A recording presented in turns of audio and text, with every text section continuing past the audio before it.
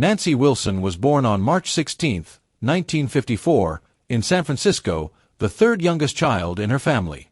Unlike her sister Anne, who turned to music as a way to cope with her teenage struggles, Nancy fell in love with music almost instinctively. She spent hours listening to records, carefully copying every sound and melody she heard. In their memoirs, both sisters recalled a defining moment on February 9, 1964, when Nancy and Anne sat in front of the television and watched the Beatles perform on The Ed Sullivan Show, a night that quietly ignited a lifelong musical dream. Even so, despite being the youngest, the spotlight nearly always fell on Anne. In Kicking and Dreaming, Nancy admits that she and Lynn used a joke from childhood that they were simply working on Anne's staff. Yet Nancy was never truly living in her sister's shadow. She chose to be a quiet observer, someone who resisted following Anne's lead and instead learned by watching, listening, and imitating. That patient, understated approach would eventually shape a Nancy Wilson all her own, subtle, introspective, and far more intriguing than she first appeared. By the time they reached their school years, Nancy and Anne had already taken their first real step into music together, forming a small band called Viewpoints. In 1967, they played their very first live show at a folk festival, a modest beginning that hinted at something much bigger. Not long after, the sisters decided to strip things back and return to a duo, deliberately shaping their own identities. They began writing songs side by side, naturally gravitating toward vocals, while Nancy slowly discovered where she truly belonged, behind the guitar, especially the acoustic one. For Nancy, the guitar was never just an instrument. It became her language, her way of speaking without needing to shout, of leaving quiet, deliberate marks on the world through sound. At that time, however, the sisters' partnership didn't fully take off. Nancy turned her attention to her studies, holding on to dreams of university and a more conventional future. Anne, by contrast, chose a rebellious path, dropped out of school, and went searching for a band where she could finally unleash her full creative force. That path led Anne to join the Daybreaks, where she soon earned the opportunity to record. When the moment came, she reached back to her younger sister, inviting Nancy into the studio to help record a few songs they had written together. One of them, Through Eyes and Glass, co-written by Nancy and Anne, caught the engineer's attention and was allowed onto the session. Quietly, almost unnoticed at the time, the song ended up as the B-side to a country track titled, I'm Going to Drink My Hurt Away, a small, fragile recording that would later feel like the first whisper of something far greater yet to come. The recording was released under the name Anne Wilson and the Daybreaks, and Nancy's contribution wasn't even acknowledged with a songwriting credit. No one publicly complained, but the moment quietly marked a split in the sisters' paths. Nancy left to attend college, while Anne continued pushing toward the spotlight. One sister chased the stage, the other chose the classroom. Yet Nancy never left music behind. Whenever she found the chance, she performed solo in student halls and small campus spaces, mixing her own compositions with carefully chosen covers. This wasn't a time of standing still or waiting in her sister's shadow. It was a period of self-definition. Nancy was learning how to command a room alone, without a band, without volume, depending only on the accuracy of her fingers and an instinctive sense of rhythm. So when Anne later invited her to join a new band that was just beginning to take shape, Heart, Nancy was fully prepared. That readiness was tested almost immediately. Arriving in Vancouver, she was met with skepticism from some band members who doubted that Anne's younger sister belonged in such an ambitious project. Nancy was handed a challenge: learn and perform the intricate intro to Clap by Yes. She mastered it in a single day and played it with the band the very next night at a local tavern. That performance settled the question. Nancy had earned her place. In hindsight, it was a pivotal moment for Heart. Her acoustic sensibility brought exactly what the band had been missing, a group that until then had lived almost entirely in thick, electric bar rock textures. From that point on, the chemistry began to form. Anne's voice and Nancy's guitar created a balance of light and shadow, a contrast that would soon become Heart's defining sound. When the band fully solidified and work on the debut album began, Anne naturally stepped into the spotlight as the lead presence. But Nancy never vanished behind her.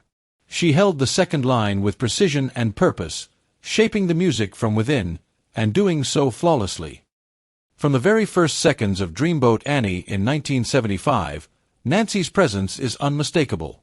She moves fluidly between acoustic and electric guitar, layers and backing vocals, and quietly supports the songs from beneath the surface, carrying their second emotional spine. Crazy on You offers a detail that's often overlooked. That iconic opening isn't acoustic guitar used for atmosphere. It's propulsion. The guitar doesn't decorate the song, it drives it, pulling the entire track forward with controlled intensity. But success on the surface only complicated life behind the scenes. It felt as though Heart had arrived, yet the financial reality lagged far behind the recognition. The band existed in survival mode, stay afloat first, record when possible. Adult conflicts closed in fast, record labels, contracts, and questions of who truly owned the music. These weren't distant business issues, they cut directly into the band's creative core. Nothing illustrates this better than the magazine ordeal. Mushroom Records released the album in an unfinished state, without the band's consent. A legal battle followed, and only later did an authorized version finally appear. This wasn't just another industry scandal, it was the brutal reality of watching your own music shipped to stores before you were allowed to complete it, forcing the band not only to create, but to fight for the right to finish what they'd started. It was during this pressure-filled chapter that Nancy revealed herself as more than a guitarist or singer. She became a stabilizing force, helping hold the band together while the business side threatened to tear it apart. Her support for Anne, who carried the visible leadership role, was especially vital. With Nancy, and had someone she could confide in completely. No filters, no defenses. And who else, if not a sister, could offer that kind of support at any moment, in any situation? The next evolution arrived with Little Queen in 1977, where Nancy's role expanded even further. She moved seamlessly between acoustic and electric guitar, added vocals, and brought in unexpected textures, mandolin, autoharp, tools rarely associated with rock guitarists. Quietly but decisively, Nancy was widening Heart's sound, setting the stage for what the band would become next. For Heart, Nancy was no longer simply the lead guitarist whose parts cut through the mix. She was steadily evolving into the band's musical compass, the one expanding the sonic palette, shaping textures, and giving the songs greater depth and dimension. One of the most powerful symbols of that transformation came in 1977 with Barracuda. The song was fueled by anger at sexism and at the manipulative, dirty games being played around the band, including a fabricated promotional rumor that falsely implied an improper relationship between the sisters, tied to their label and industry insiders of the time. And poured that fury straight into the lyrics, writing them in the aftermath of a revolting comment from a promoter. Nancy then stepped in, crafting the melody and the bridge, turning raw outrage into a tightly constructed song. Barracuda wasn't just loud, and it wasn't just defiant, it was a hit. Once again, it revealed Nancy's rare ability to take external chaos and transform it into music that actually worked. Not merely a scream, but a breakthrough. 1 year later, the band made a move that quietly signaled a shift in creative balance. With Dog and Butterfly, released in 1978, Heart leaned clearly toward a more acoustic, folk-inspired sound. Even contemporary descriptions of the title track highlighted its restraint, pointing to how deeply Anne and Nancy were drawing from their shared folk roots. By this point, the songwriting core had firmly become Anne and Nancy, with Nancy also bringing in her longtime collaborator Sue Ennis.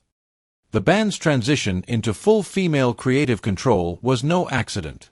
Behind the scenes, real emotional and personal upheaval was unfolding, forces that would reshape not just the band's sound, but its future direction as well. For many years, the Wilson sisters were romantically involved with the Fisher brothers, Michael and Roger. When those relationships eventually unraveled, the brothers exited Heart, marking the true beginning of the Wilson sisters' era, a full-circle return to the duo that had first taken shape during their school years. The first album the sisters created without the Fishers was B.B. Lestrange, released in February 1980. With Roger gone, Nancy embraced the creative freedom that followed and emerged as one of the album's key architects, working on equal ground with Anne. Her contribution stretched far beyond lead guitar, backing vocals, mellotron, layered textures, and on one track, Nancy even stepped into the spotlight as lead vocalist, playing nearly every instrument herself except the drums. But as the 1980s arrived, Heart, like almost every major rock act, faced an unavoidable crossroads. The choice was stark: evolve alongside the industry, or let the industry reshape you without warning. Heart still had a recognizable name and a dedicated audience, but the poorly received private audition struck a serious blow to their credibility. The band's lineup began to shift once again. Longtime members Mike DeRozier and Steve Fossen believed the struggles were directly linked to the departure of the Fisher brothers. The weight of it all fell heavily on Anne. Doubts crept in about her creative leadership, and once more, Nancy stepped forward, not just as a collaborator, but as her sister's steady support. Outside the band dynamic, Nancy became Anne's emotional anchor, while inside it, she took on the responsibility of rebuilding the lineup and helping new members adapt to the band's evolving sound. In 1983, with a refreshed roster, Heart released Passionworks. Guided by the Wilson sisters, the album signaled a move toward a more mainstream, radio-friendly rock approach, leaving behind much of the earlier hard rock and folk blend. But the shift failed to deliver the breakthrough they were hoping for. On paper, Passionworks wasn't a failure, but it wasn't a victory either. It peaked at number 39 on the Billboard 200. How Can I Refuse reached number 44 on the Hot 100 and even topped the mainstream rock tracks chart for a single week. Still, the broader trend was impossible to ignore. Even respected industry voices noted that Heart's early ADS momentum felt slow and uncertain. Another blow came when Epic Records dropped the band after 2 albums that delivered mixed results. It seemed as though the Wilson sisters' partnership was drifting toward obscurity, but instead of fading out, Anne and Nancy made a decisive move. They chose to embrace the changing musical landscape and sought management capable of guiding them confidently into the MTV era. That choice led Heart to sign with Capitol Records, setting the stage for a bold reinvention yet to come. That signature on the contract came with a price, especially for Nancy. Years later, she would recall producer Ron Neveson bluntly telling her that acoustic guitars looked outdated in the digital landscape of the 1980s. The comment cut deep. Acoustic guitar wasn't just an instrument to Nancy, it was her first love, the foundation of what she had brought into Heart back in the 1970s. It's an honest, almost painful truth. To keep Heart alive, Nancy had to step away, at least temporarily, from the very sound that felt most like home. But the impact of working with Capitol Records was immediate. The sisters didn't simply adjust their style, they reinvented themselves. The album Heart gave them what many would later call a second youth, a full-scale commercial rebirth. In this new Capitol-era version of Heart, Nancy became far more than a guitarist. She grew into an internal force shaping the band through vocals, arrangements, and an instinctive understanding of how to survive a rapidly changing musical era. Her lead vocal on These Dreams, released as a single in January 1986, marked a defining turning point, not just for Nancy, but for how the public perceived the band. The song became Heart's first #1 hit on the Billboard Hot 100. More importantly, it was the first major Heart single led by Nancy's voice rather than Anne's. Within the sisters' dynamic, it felt like a quiet revolution. Nancy wasn't replacing Anne, she was expanding the very idea of who could carry the emotional center of a Heart song. After Heart, the momentum became unstoppable. Bad Animals, released in May 1987, pushed the band even further into the mainstream. The album climbed to number 2 on the Billboard 200, later earned triple platinum status in the United States, and delivered another chart-topping single. What mattered most was this: the success was no longer a one-time comeback tied to 1985. Heart had truly redefined itself, and Nancy Wilson was at the core of that transformation. It was clear evidence that Heart had successfully planted its flag in a new musical era. During these years, Nancy's influence expanded far beyond tone and texture. One track on Bad Animals clearly signaled that shift. There's the Girl, co-written by Nancy Wilson and hitmaker Holly Knight and released as a single. This wasn't Nancy simply adjusting to an industry dominated by professional songwriters. She stepped directly into that world as a collaborator, while still remaining firmly rooted as a creative insider within the band. By the end of the 1980s, carried forward by her own growing success, Nancy had effectively assumed creative leadership within Heart. Compared to And, she appeared more at home in the decade, even though it meant leaving behind her cherished acoustic foundation. In the early 90s, Hart released Brigade, which climbed to number 3 on the Billboard 200. The album's biggest hit, All I Want to Do Is Make Love to You, peaked at number 2 on the Billboard Hot 100. Under the pressure of the era, the sisters moved further away from writing their own lead singles, turning instead to outside songwriters. Nancy's role as the band's new creative center became less about authorship and more about preservation, shaping the sound so that even externally written lyrics still felt unmistakably like Hart. Despite the success of Brigade, the new decade demanded fresh changes and constant reinvention. Grunge was rising, radio tastes were shifting, and the polished arena rock of the late 80s suddenly felt outdated, still functional, but increasingly uncomfortable.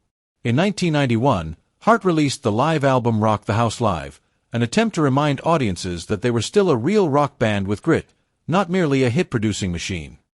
But the cultural tide had already turned, and the album's chart performance was modest.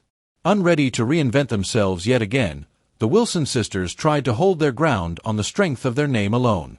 In the early 90s, Nancy, alongside And, Sue Ennis, and musicians from their inner circle, formed an acoustic side project called Lovemongers, quietly reconnecting with a more intimate musical language as the industry continued to move on around them.